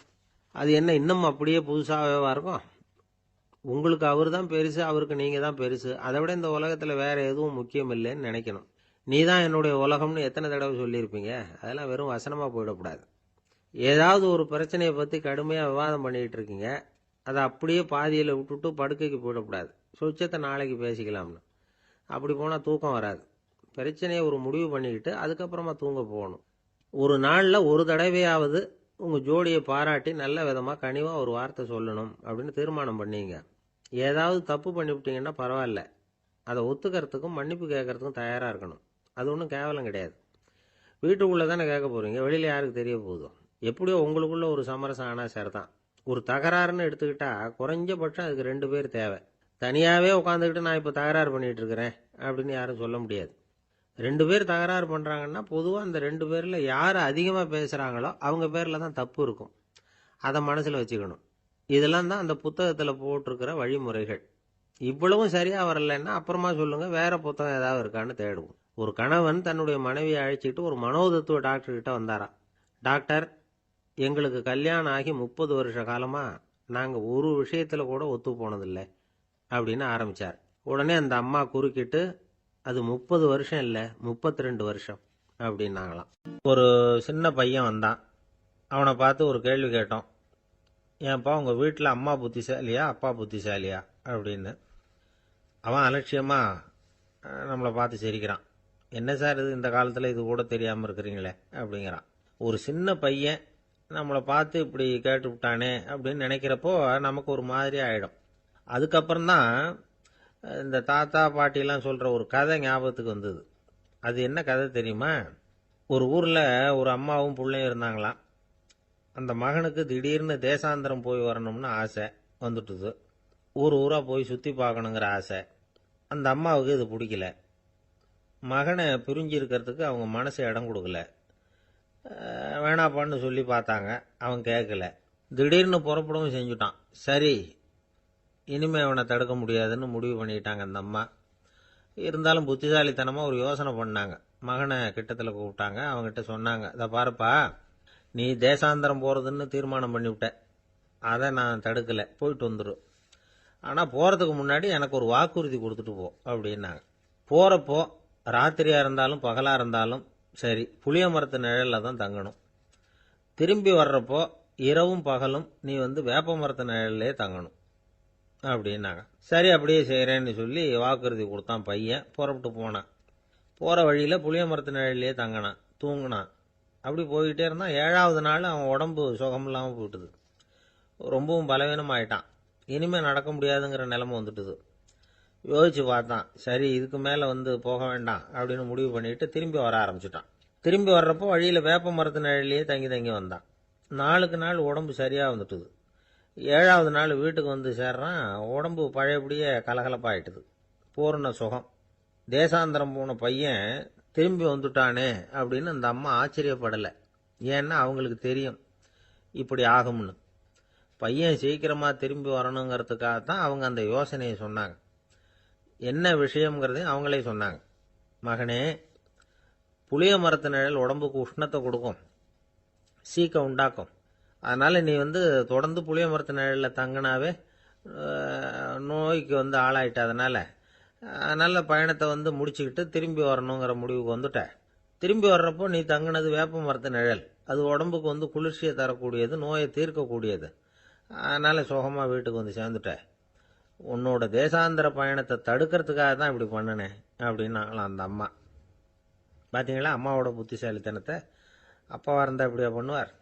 ஒரு அப்பா பையன்கிட்ட 10 ரூபா கொடுத்து, இதை எடுத்துக்கிட்டு அடுத்த ஊருக்கு போய் அங்கே இருக்கிற மாமா கிட்ட இதை கொடுத்துட்டு வாடா, வழியில் எங்கேயாவது மரத்தடியில் படுத்து தூங்கி விடாதே அப்படின்னு எச்சரிக்கை பண்ணி அனுப்புனாராம். பையனுக்கு எச்சரிக்கையாக வாழறது எப்படிங்கிறத கற்றுக் கொடுக்கறதுக்காக இப்படி பண்ணார். அவன் பணத்தை வாங்கிட்டு போனான். அப்பா சொன்னதை மறந்துட்டு ஒரு மரத்தடியில் படுத்து தூங்கிட்டான். அவனுக்கு தெரியாமல் அவன் பின்னாடியே போன அப்பா அவன் கையில் இருந்த அந்த 10 ரூபாயை நைஸாக எடுத்துகிட்டு வந்துட்டார். அவன் பையில் தானே வச்சிருந்தான், அது தெரியாமல் எடுத்துகிட்டு வந்துட்டார். அவன் தூங்கிக்கிட்டு இருக்கான். எடுத்துகிட்டு ஒரு மறுபடியும் வீட்டுக்கு வந்துட்டார். பையன் மூழ்கிக்கிட்டு பையை தடவி பார்க்குறான், பணத்தை காணும். அழுதுகிட்டே திரும்பி வந்தான். அப்பா கிட்ட விஷயத்த சொன்னான். அப்பா சிரிச்சுக்கிட்டே சொன்னார், அதுக்கு தான்ப்பா ஆரம்பத்திலேயே எச்சரிக்கை பண்ணினேன், இனிமேலாவது நீ ஜாக்கிரதையாக இருக்கணும் அப்படிங்கிறதுக்காக தான் இப்படி பண்ணினேன். அந்த பணம் எங்கேயும் போயிடலை, நான் தான் அதை உனக்கு தெரியாமல் எடுத்து வச்சிருக்கிறேன். இதோ பாரு அப்படின்னு சொல்லிட்டு சைடு பாக்கெட்டில் கையை விட்டா அது ஓட்டையாக இருக்குது. அதை எவனோ ஏற்கனவே கத்திரிச்சு எடுத்துகிட்டு போட்டான். இப்போ அப்பா முகத்தில் அசடு வழிஞ்சுதான். ஒரு ஊரில் ஒரு ஆள் இருந்தான். அவனுக்கு ஒரே ஒரு மகள். அவளை நல்ல இடத்துல கட்டி கொடுக்கணும்னு ஆசைப்பட்டான். அதுக்காக மாப்பிள்ளை தேடிக்கிட்டு இருந்தான். அவன் கொஞ்சம் வசதியான ஆள். அதனால் நிறைய பேர் வந்தாங்க. இருந்தாலும் ஒரு நல்ல குணமுள்ள மாப்பிள்ளையாக இருக்கணும் அவன் எதிர்பார்த்தான். அப்படி இருக்கணும்னு தொடர்ந்து முயற்சி பண்ணான். கடைசியாக ஒரு 3 பேர் கிடைச்சாங்க. அந்த 3 பேரில் யாரை தேர்ந்தெடுக்கிறது, இதுதான் அவனுக்கு வந்த குழப்பம். இந்த நிலைமையில் ஒரு பெரியவரை தேடி போனான். அவர்கிட்ட தன்னுடைய பிரச்சனையை சொன்னான். அவர் கொஞ்சம் யோசனை பண்ணார். அதுக்கப்புறம் 3 பேரையும் கூப்பிட்டார். இதோ பாருங்கப்பா, உங்கள் 3 பேருக்கும் 3 மாத கால அவகாசம் தர்றேன். நீங்கள் இப்போ போகலாம். 3 மாதம் கழித்து திரும்பி வரலாம். அப்படி வரும்பொழுது இந்த 3 மாத காலத்தில் நீங்கள் செஞ்ச நல்ல காரியம் ஏதாவது ஒன்று சொல்லணும். அதை வச்சு உங்களில் ஒருத்தரை நாங்கள் தேர்ந்தெடுத்துக்கிறோம் அப்படின்னு சொன்னாராம். 3 பேரும் சரின்னு சொல்லிவிட்டு திரும்பி போயிட்டாங்க. 3 மாதம் ஆச்சு. அதுக்கப்புறம் ஒரு நாள் திரும்பி வந்தாங்க. அவர் அவங்கள கூப்பிட்டு உட்கார வச்சார். அப்புறம் கேட்டார், இப்போ சொல்லுங்கள், இந்த 3 மாத காலத்தில் நீங்கள் செஞ்சிருக்கிற ஏதாவது ஒரு நல்ல காரியத்தை சொல்லுங்க அப்படின்னார். முதல்ல ஒருத்தன் எழுந்திருச்சு நின்னான். ஐயா, எங்கள் அப்பா இறந்த பிறகு அவரோட கணக்கு வழக்குகளை எடுத்து பார்த்துக்கிட்டு இருந்தேன். அவர் ஒரு வியாபாரிகிட்ட 10,000 ரூபா கடன் வாங்கியிருக்கிறதாக எழுதியிருந்தார். அந்த வியாபாரியும் இப்போ உயிரோட இல்லை. இருந்தாலும் அந்த வியாபாரியோட மகனை தேடி கண்டுபிடிச்சேன். கணக்கு புத்தகத்தை காட்டினேன். எங்கள் அப்பா உங்கள் அப்பா கிட்ட 10,000 ரூபா கடன் வாங்கியிருக்கிறதாக இதை எழுதியிருக்கிறார். அதனால் அதை திருப்பி கொடுக்கறதுக்காக வந்திருக்கிறேன். இந்தாங்க அந்த பணம் அப்படின்னு சொல்லி கொடுத்துட்டு வந்துட்டேன் அப்படின்னு நானும். இதை பெரியவர் கவனமாக கேட்டுக்கிட்டார். அதுக்கப்புறம் 2வது இளைஞன் எழுந்திருச்சான். ஐயா, நான் போன மாதம் ஒரு நாள் ராத்திரி வேளையில் ஒரு காட்டுப்பாதை வழியாக எங்கள் ஊருக்கு போய்கிட்டு இருந்தேன். அந்த சமயத்தில் அந்த வழியாக வந்துக்கிட்டு இருந்த ஒரு வழிப்போக்கர்கிட்ட 4-5 திருடர்கள் வம்பு வளர்த்து அவர்கிட்ட இருந்த பொருளை எல்லாம் கொள்ளையடிச்சிக்கிட்டு இருந்தாங்க. நான் உடனே ஒரு குச்சியை எடுத்துகிட்டு ஓடினேன். அந்த திருடர்களை அடித்து விரட்டினேன். பொருளை எல்லாம் மீட்டு அந்த வழிப்போக்கர்கிட்ட ஒப்படைச்சேன். அவரை பத்திரமா அழைச்சிட்டு போய் அவர் வீட்டில் விட்டுட்டு வந்தேன் அப்படின்னு நானும். இதையும் பெரியவர் கவனமாக கேட்டுக்கிட்டார். அடுத்தபடியாக 3வது இளைஞன் எழுந்திருச்சான். ஐயா, போன மாதம் ஒரு நாள் நான் ஒரு மலைப்பாதை வழியாக போய்கிட்டு இருந்தேன். மலைப்பாதை விளிம்பில் ஒரு மதகு கட்டை, அது மேலே ஒரு ஆள் படுத்து தூங்கிட்டு இருந்தான். அந்த பக்கம் தவறி உருண்டு விழுந்திருந்தான்னா அதில் பாதாளம். அது மலையடி வாரத்தில் போய் தான் விழணும். அவ்வளவு பள்ளம். அது தெரியாமல் அவன் பாட்டுக்கு தூங்கிட்டு இருந்தான். நான் உடனே அவன்கிட்ட ஓடி போய் குனிஞ்சு அவன் முகத்தை பார்த்தேன். அப்போ தான் புரிஞ்சுது, அவன் ஏற்கனவே எனக்கு தெரியும். அவனை எனக்கு நிறைய கெடுதல் பண்ணியிருக்கிறான், இடைஞ்சல் கொடுத்தவன். இருந்தாலும் ஐயோ பாவம்னு நினச்சி அவனை எழுப்பி பாதுகாப்பாக வேற ஒரு இடத்துல படுக்க வச்சுட்டு வந்தேன் அப்படின்னு நானும். பெரியவர் இதையும் கேட்டுக்கிட்டார். அதுக்கப்புறம் அவங்க 3 பேரையும் பார்த்து, நீங்கள் போகலாம், நாங்கள் யோசித்து முடிவு பண்ணி உங்களுக்கு சொல்லி அனுப்புகிறோம் அப்படின்னாராம். அந்த இளைஞர்கள் புறப்பட்டு போயிட்டாங்க. அதுக்கப்புறம் அந்த பெண்ணோட அப்பாவை பார்த்து சொன்னார், இந்த 3 பேருமே நல்ல பிள்ளைங்க தான், அதில் ஒன்றும் சந்தேகம் இல்லை. இருந்தாலும் இந்த 3 பேர் செஞ்ச செயல்களையும் ஒப்பிட்டு பார்க்க வேண்டியிருக்கு. முதல் இளைஞன் நேர்மைக்கு எடுத்துக்காட்டாக விளங்குறான். இந்த காலத்தில் இது மாதிரி இளைஞர்களை பார்க்கறது ரொம்ப கஷ்டம்தான். இருந்தாலும் அவன் கடமையை தான் செஞ்சான். 2வது இளைஞன் நல்ல வீரன், தைரியசாலி. ஒரு வீரன் எதை செய்யணுமோ அதைத்தான் இவன் செஞ்சான். இவன் ஒரு லட்சிய மனிதன். 3வது இளைஞன் தன்னுடைய பகைவனுக்கே உதவி செஞ்சிருக்கான். அவன் உயிரை காப்பாற்றியிருக்கிறான். பகைவனுக்கு அருள்வதுங்கிறது ஒரு சாதாரண மனுஷனால் செய்யக்கூடிய காரியம் இல்லை. பகையை மறக்கிறதும் பகைவனுக்கு அருள்வதும் தெய்வீக பண்புகள். அதனால் இவனையே உன்னுடைய மகளுக்கு ஏற்ற மாப்பிள்ளையா தேர்ந்தெடுக்கலாம் அப்படின்னு சொன்னாங்களாம். ஒரு நல்ல நாளில் அவங்களுக்கு திருமணம் நல்ல விதமாக நடந்து முடிஞ்சுதான். இது சுவாமி சின்மயானந்தர் சொல்லியிருக்கிற ஒரு கதை. இதிலிருந்து நாம் புரிந்து கொள்ள வேண்டிய ஒரு கருத்து, நமக்கு கெடுதல் பண்ணவங்களுக்கும் நாம் நல்லது செய்யணும். ஆனால் நடைமுறையில் அப்படி நம்மளால் செய்ய முடியறதில்ல. அதுதான் சிக்கல். நம்மால் ஒருத்தங்கிட்ட கேட்டேன், ஏண்டா உன்னுடைய பகைவன் ஒருத்தன் அது மாதிரி ஒரு மலைப்பாதை மதகு கட்டையில் படுத்திருந்தா உடனே நீ என்ன நினைப்ப அப்படின்னு கேட்டோம். இது ஒரு அருமையான சந்தர்ப்பம்னு நினைப்பேன் அப்படின்னா. எதுக்குன்னு கேட்டோம். அவனை அந்த பக்கமாக உருட்டி கீழே தள்ளுறதுக்கு அப்படின்னா. ஒரு ஊரில் ஒரு ஞானி இருக்கிறார். ரொம்ப பெரிய ஞானி. ரொம்ப வயசாயிட்டுது. கடைசி காலத்தில் அவர்கிட்ட சில பேர் வந்தாங்க. உங்கள் குரு யார் அப்படின்னு கேட்டாங்க. அவர் நிமிர்ந்து பார்த்தார். எனக்கு ஆயிரக்கணக்கான குருமார்கள் உண்டு. அவங்க பேரெல்லாம் சொல்லணும்னா இந்த காலம் பத்தாது. ஆனால் முக்கியமான ஒரு 3 பேரை பற்றி மட்டும் உங்களுக்கு சொல்கிறேன் அப்படின்னாராம். அப்புறம் சொன்னார், அந்த 3 பேரில் ஒருத்தன் ஒரு திருடன். ஒரு சமயம் ஒரு பாலைவனம் வழியாக நான் போய்கிட்டு இருந்தேன். அப்போது வழி தவறி போய் ஒரு கிராமத்துக்கு போயிட்டேன். அது இருட்டு நேரம், நடு ராத்திரி, ஊரே உறங்கி போச்சு. அந்த நேரத்தில் ஒரு ஆள் மட்டும் ஒரு வீட்டு சுவத்தில் ஏதோ பண்ணி உள்ளே நுழையிறதுக்கு முயற்சி பண்ணிகிட்டு இருக்கிறான். அவங்கிட்ட போய் நான் இன்னைக்கு இங்கே எங்கே தங்க முடியும் அப்படின்னு கேட்டேன். அதுக்கு அவன், இந்த ராத்திரி வேளையில் அது ரொம்ப சிரமம், ஒரு திருடனோட உங்களால் தங்க முடியும்னா நீங்க என்னோட தங்கலாம் அப்படின்னா. நான் அவங்க கூட 1 மாசம் தங்கி இருந்தேன். ஒவ்வொரு நாள் ராத்திரியும் இப்ப நான் என்னுடைய வேலைக்கு போறேன், நீங்க ஓய்வு எடுத்துக்கங்க அப்படின்னு சொல்லிட்டு போவான். அவன் திரும்பி வந்த உடனே உனக்கு ஏதாவது கிடைச்சதான்னு நான் கேட்பேன். அதுக்கு அவன் இன்னைக்கு ராத்திரி ஒன்றும் இல்லை, நாளைக்கு மறுபடியும் முயற்சி பண்ணுவேன் அப்படிம்பா. எப்பவும் அவன் நம்பிக்கை இழந்ததே கிடையாது, எப்பவும் சந்தோஷமாவே இருப்பான். நானும் ரொம்ப காலமா தியானம் பண்ணிக்கிட்டே இருந்தேன், ஒண்ணுமே நடக்கல. ஆனா நான் என்ன பண்ணேன் தெரியுமா? மனசு வருத்தப்படும், நம்பிக்கை இழந்துருவேன். அப்பெல்லாம் அந்த திருடனுடைய விடாமுயற்சி தான் ஞாபகத்துக்கு வரும். அதனால அந்த திருடன் எனக்கு ஒரு குரு. என்னுடைய 2வது குரு யாருன்னா அது ஒரு நாய். இது எப்படின்னா, ஒரு சமயம் எனக்கு ரொம்ப தாகமா இருந்தது. ஒரு நதியை நோக்கி போயிட்டு இருந்தேன். அப்போ ஒரு நாயும் வந்தது. அதுக்கும் தாகம். ஓடி வந்து ஆத்த பார்த்தது. அதோட நிழல் வந்து ஆத்துல தெரிஞ்சது. அதை பார்த்ததும் பயந்துட்டுது அது. அதாவது அது தன்னுடைய சொந்த உருவத்தையே கண்டு பயந்தது. அதை பார்த்து குறைக்குது, திரும்பி ஓடிச்சு. ஆனா அதுக்கு தாகம் அதிகமா இருந்ததுனால அது மறுபடியும் திரும்பி வந்தது. பார்த்தா மறுபடியும் தண்ணியில நாயோட உருவம் தெரியுது. இப்படி சில தடவை பண்ணிச்சு. இருந்தாலும் கடைசியில் தண்ணியில குதிச்சுட்டுது துணிஞ்சி. இப்படி குதிச்ச உடனே அதோட உருவமும் மறைஞ்சுட்டுது. இதை பார்த்தேன். நான் என்ன புரிஞ்சுக்கிட்டேன்னா, எவ்வளவுதான் பயம் இருந்தா கூட ஒருத்தன் தைரியமா காரியத்தில் இறங்கணும் அப்படிங்கிறத புரிஞ்சுக்கிட்டேன். இந்த போதனை அந்த நாய்கிட்ட இருந்து எனக்கு கிடைச்சது. இது ஒண்ணு. அடுத்தது என்னுடைய 3வது குரு யாருன்னா அது ஒரு சின்ன குழந்தை. நான் ஒரு சமயம் ஒரு நகரத்துக்கு போனேன். அங்க ஒரு குழந்தை எரிகிற மெழுகுவத்தி ஒன்று எடுத்துக்கிட்டு வந்தது. நான் அந்த குழந்தைய பார்த்து வேடிக்கையா கேட்டேன், ஏன் பாப்பா இந்த மெழுகுவத்தியை நீயாவே கொளுத்துனியா அப்படின்னு கேட்டேன். ஆமான்னுது அந்த குழந்தை. சரி, இந்த மெழுகுவத்தி முன்னாடி எரியாம இருந்தது, இப்ப எரியுது. இந்த மெழுகுவத்திக்கு வெளிச்சம் எங்க இருந்து வந்தது, அதை எனக்கு காட்ட முடியுமா அப்படின்னு கேட்டேன் அந்த குழந்தைகிட்ட. இதுக்கு அந்த குழந்தை சிரிச்சுக்கிட்டு அந்த மெழுகுவத்திய ஊதி அணைச்சுட்டுது. அதுக்கப்புறம் என்னை பார்த்து கேட்டது, இப்ப இந்த மெழுகுவத்தியின் வெளிச்சம் போனதை பார்த்தீங்க இல்லையா, அது எங்க போச்சுன்னு எனக்கு சொல்லுங்க அப்படின்னுது. அந்த குழந்தை இப்படி கேட்டதும் என்கிட்ட இருந்த ஆணவம் அழிஞ்சுட்டுது. நான் படிச்சதெல்லாம் அந்த வினாடியில சுக்கு நூறா போயிட்டுது. என்னுடைய முட்டாள்தனத்தை நான் உணர்ந்தேன் அப்படின்னு இவ்வளவும் அந்த ஞானி விவரமா சொன்னாராம். அதனால நாம இன்னார்கிட்ட இருந்து தான் இதை கத்துக்கணுங்கிறது இல்லை, யாருகிட்ட இருந்தும் எதையும் கத்துக்கலாம். நம்மால் ஒருத்தன் ஒரு நாய் வளர்த்துக்கிட்டு இருந்தான். அந்த நாய்க்கு வால் கிடையாது. யாரோ ஏற்கனவே வெட்டி எடுத்துட்டாங்க.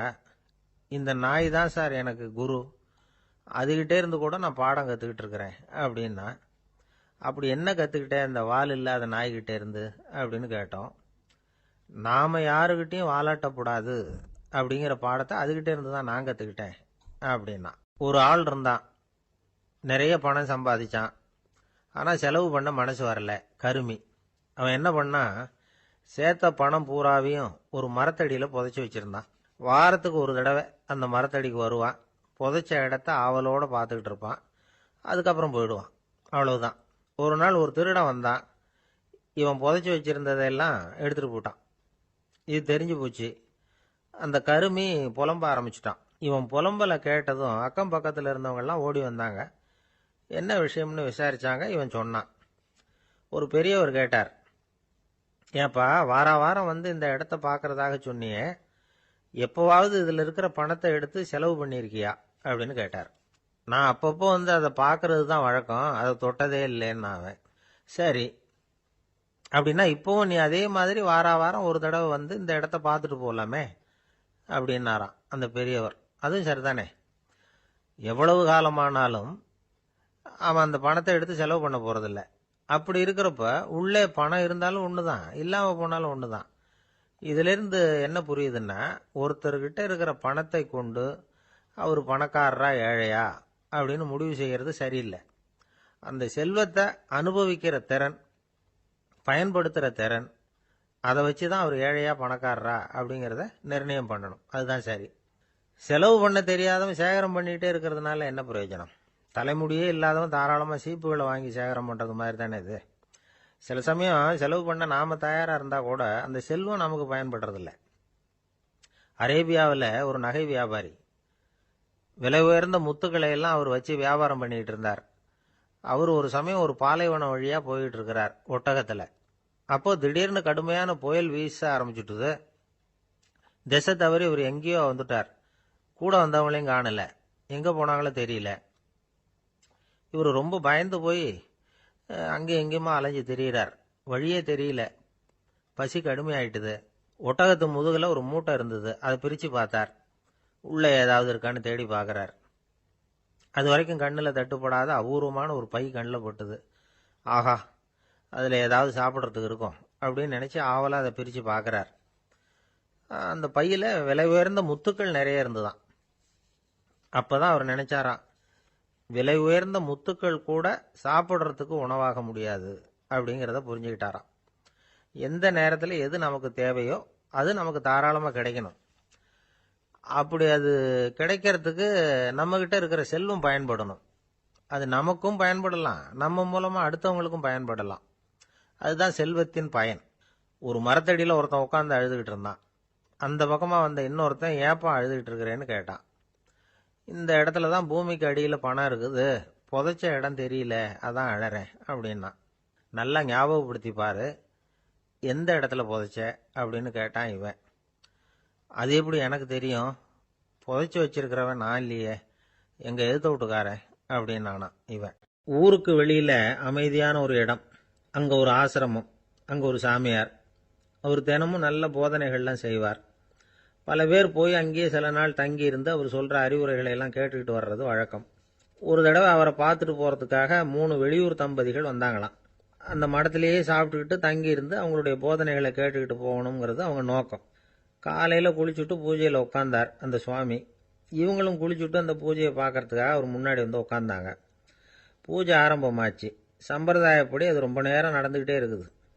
இவங்களுக்கு நல்ல பசி இருந்தாலும் இந்த நேரத்தில் அதை எப்படி வெளியில் காட்டிக்கிறது? பேசாமல் இருந்தாங்க. அந்த சுவாமி பூஜையை முடித்தார். அதுக்கப்புறம் பேச ஆரம்பித்தார். பேச்சு அருமையாக தான் இருந்தது, அமிர்தமாக தான் இருந்தது. இருந்தாலும் இவங்களுக்கு இருக்கிற வயிற்று பசி அது சரியாக கவனிக்க விடலை. அந்த சுவாமியே இதை கவனிச்சதா தெரியல. இவங்களுக்கு மனசுக்குள்ள ஒரு எண்ணம், உள்ள சாப்பாடு தயாராகிட்டு இருக்கும் போல இருக்கு, இந்த பேச்சு முடிஞ்சது நம்மளை உள்ள அழைச்சிட்டு போய் சாப்பாடு போடுவாங்கன்னு நினைக்கிறோம் அப்படின்னு இவங்களாம் நினச்சிக்கிட்டாங்க. ஆனால் சுவாமி இதை பற்றி எதுவுமே பேசலை, கண்டுக்கல. ஒரு அம்மாவால் அதுக்கு மேலே சும்மா இருக்க முடியுமா? முடியல. சாப்பாட்டை கவனிக்கலாமா அப்படின்னு சொல்லி மெதுவாக ஆரம்பித்தாங்க. ஓ கவனிக்கலாமே அப்படின்னு உள்ளே அழைச்சிட்டு போனார் சுவாமி. இவங்க ரொம்ப அவசரமாக எழுந்திருச்சு உள்ளே ஓடினாங்க. அங்கே ஒரு மேஜை மேலே ஒரு கிண்ணம் மூடி இருந்தது. ஓ இதுதான் சாப்பாட்டு மேஜை போல இருக்கு, இங்கே சாப்பாடு வந்துடும் அப்படின்னு நினச்சாங்க. உடனே போய் சுற்றி உட்காந்துக்கிட்டாங்க. சுவாமி அந்த கிண்ணத்தை எடுத்து அந்த அம்மா கிட்ட கொடுத்தார். அவங்க அதை வாங்கி மூடியை திறந்து பார்க்குறாங்க. உள்ளே ஒரு சாவி இருக்குது. ஓ சரிதான், இது சமையலறை சாவி போல இருக்கு, அங்கே போய் அதை திறந்து சாப்பாட்டை நாமே எடுத்துக்கிட்டு வந்து இங்கே வச்சுக்கிட்டு சாப்பிடணும் போல இருக்கு அப்படின்னு நினச்சாங்க. சாவி இருக்கு இல்லையா, வாங்க பூட்டு நிறையா காட்டுறேன் அப்படின்னு சுவாமி அவங்கள அழைச்சிட்டு போனார், காட்டினார். இவங்க அந்த அறையை ரொம்ப ஆவலோடு திறந்தாங்க. உள்ளே பார்த்தா அங்கே அரிசி, பருப்பு, விதவிதமான காய்கறி எல்லாம் இருக்குது. சமையலுக்கு வேண்டிய மிளகாய், எண்ணெய், பால், தயிர், நெய் இப்படி எல்லாமே இருக்குது. அடுப்பு, விறகு, நெருப்பு போட்டி அது கூட அங்கே இருக்குது. சாப்பாடு தயாராக இருக்கும்னு நினச்சிக்கிட்டு போனால் இப்படி இருக்குதே அப்படின்னு சொல்லி அதை பார்த்ததும் ரொம்ப சோர்ந்து போட்டாங்க அவங்க. சுவாமி என்ன இது சாப்பாடு இல்லையா அப்படின்னாங்க. அதுதான் சாப்பாட்டுக்கு வேண்டிய எல்லாம் இங்கே இருக்குதே, அடுப்பு மூட்டி நீங்கள் தான் அவங்கவுங்க ருசிக்கு தகுந்த மாதிரி சமைச்சிக்கணும், இந்த சன்னியாசிக்கு எப்படி சமைக்க தெரியும் அப்படின்னு கேட்டார் சுவாமி. சாப்பாடு தயாராக இருக்கும்னு நாங்கள் எதிர்பார்த்தோம் அப்படின்னாங்க. நீங்கள் இப்படி சொல்லுவீங்கன்னு நானும் எதிர்பார்த்தேன். இது வரைக்கும் நான் எவ்வளவோ தத்துவம்லாம் எடுத்து சொன்னேன். எல்லாத்தையும் விட இதுதான் அனுபவபூர்வமான தத்துவம். ஆண்டவன் நமக்கு நல்ல மனசை கொடுத்துருக்குறான், நல்ல வாய்ப்புகளையும் தந்திருக்கிறான், அதையெல்லாம் பயன்படுத்திக்கக்கூடிய மூளையையும் சிந்தனையையும் கொடுத்துருக்குறான். அதனால் அடுப்பை தான் நீங்கள் மூட்டணும், அடுப்பை நீங்கள் தான் மூட்டணும், உங்களுக்கு உகந்ததை நீங்கள் தான் சமைச்சு ருசித்து அனுபவிக்கணும். ஆண்டவனே அதை செஞ்சிகிட்டு இருக்க மாட்டான் அப்படின்னாராம் அந்த சுவாமி. நம்முடைய வாழ்க்கையில் பல நல்ல பலன்களை பெறறதுக்கு நாம் தான் முயற்சி பண்ணணும். அதுக்குரிய சூழ்நிலையை தான் ஆண்டவன் கொடுப்பானே தவிர அதை விளக்கறதுக்காக தான் அந்த சுவாமி அப்படி செஞ்சு காட்டியிருக்கிறார். இது ஒரு பெரியவர் இப்படி ஒரு விளக்கம் கொடுத்தார். அதுக்கப்புறம் அந்த 3 தம்பதிகளும் தெளிவடைஞ்சுட்டாங்களாம். நாம் தெளிவடைகிறது எப்போங்கிறது தான் தெரியல அப்படின்னு பல பேர் இதை கேட்டுட்டு சொல்லிட்டு இருக்கிறாங்க. இந்த கதையை நம்முடைய நண்பர் ஒருத்தர்கிட்ட சொன்னேன். அந்த நண்பர் ரொம்ப சந்தோஷப்பட்டார். நீங்கள் சொல்கிறது கரெக்டு சார், ஆனால் நான் அதை விட ஒரு படி மேலே சார். எனக்கெல்லாம் அரிசி பருப்பு இருக்கிற ரூம் எதுன்னு கையை காட்டிட்டா போதும். உடனே கிண்ணத்துலேருந்து சாவியை எடுத்து கொடுக்கணுங்கிற அவசியம்லாம் இல்லை எனக்கு. அப்புறம் எப்படி ரூமை திறந்துருவீங்க அப்படின்னு கேட்டேன். பூட்டை உடைச்சி திறந்துருவேன், அதுதான் எனக்கு பழக்கம் அப்படிங்கிறார். ஒரு பெரிய அரசன் இந்த உலகம் பூராவையும் ஆண்டுகிட்டு இருந்தான். ரொம்ப காலம் அப்படி அரசாட்சி பண்ணிக்கிட்டு இருந்தான். திடீர்னு அவனுக்கும் சில எதிரிகள் முளைச்சாங்க. அவங்க எல்லாம் ஒண்ணு சேர்ந்து இவனை தோற்கடிச்சுட்டாங்க. தோத்து போனதும் இவனுக்கு பயம் வந்துட்டுது, எங்க எதிரிகள் நம்ம கொன்னுடுவாங்களோ அப்படின்னு.